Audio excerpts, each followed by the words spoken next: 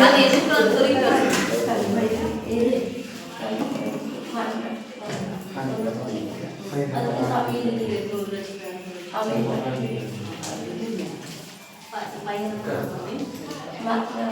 சரி என்ன வேணும் சாமி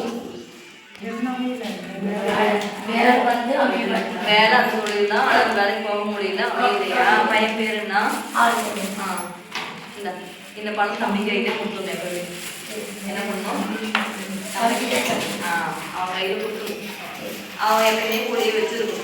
நான் சொல்ல புரியுதா சாயந்தரம் வந்தாலும் என் சாமி வச்சு மறுபடியும் காலையில் போட்டு எடுத்துக்கணும் அவங்க தொழில் அமையும் இந்த எலுமிச்சி பழம் நான் கொடுத்த காசு என்ன பண்ணுறேன் அப்படின்னா ஒரு வெள்ளை கலர் துணி எடுத்து மஞ்சள் தடவிட்டு இந்த எலுமிச்சி பழம் இந்த காசு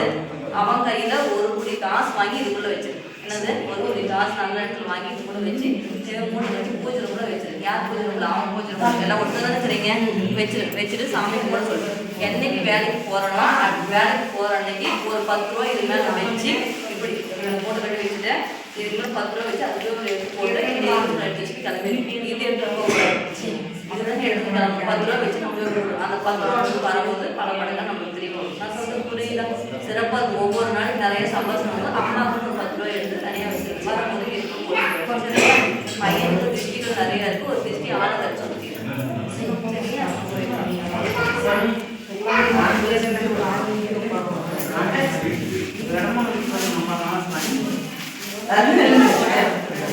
பேசாதுங்கம்மா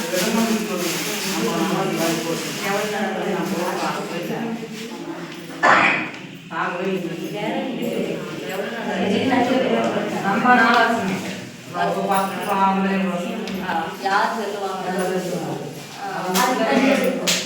இப்போ எவ்வளோ